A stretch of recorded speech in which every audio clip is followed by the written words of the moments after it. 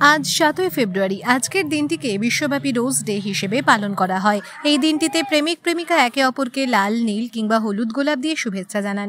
সেই কারণেই অন্যান্য জায়গার সাথে সাথে দিনহাটাতেও গোলাপ ফুলের চাহিদা তুঙ্গে।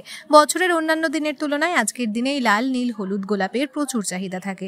ইতিমধ্যেই ফুল ব্যবসায়ীরা ব্যাঙ্গালোর এবং কলকাতার বাজার থেকে সিঙ্গেল পিস মিক্স গোলাপ এবং গোলাপের ছোট বড় বুকে তৈরি করে রেখেছেন। চাহিদা প্রচুর থাকায় দোকানিরা 20 থেকে 50 টাকা প্রতি পিস বিক্রিও করছেন।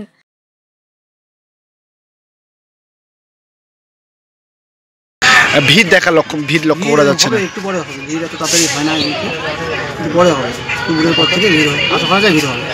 কোথা থেকে গোলাপ নিয়ে এসেছেন? আমাদের ব্যাঙ্গালোর থেকে আনা আছে, কলকাতা থেকে আনা আছে। চাহিদা কোনটা? চাহিদা ব্যাঙ্গালোরটাই বেশি। কত করে বিক্রি করছেন? 40 থেকে 50 টাকা পার পিস। এই যে আজ থেকে তো ভালোবাসার ডে শুরু হয়ে গেল, একদম সপ্তাহ চলবে, সেই সপ্তাহে কিরকম বেচা কেনা হতে পারে আপনার? কি নাম আপনার?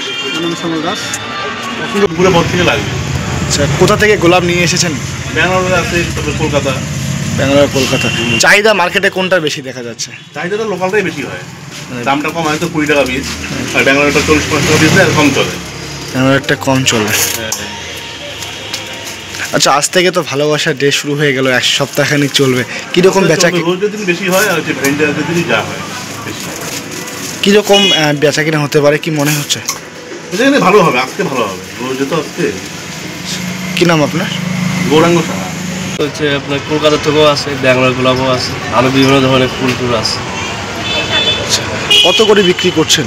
এটা আপনার কোনো মতো যেটা নর্মাল গোলাপ যেগুলো 2 টাকা করে, ব্যাঙ্গালোর গোলাপ 50 টাকা 60 টাকা করে।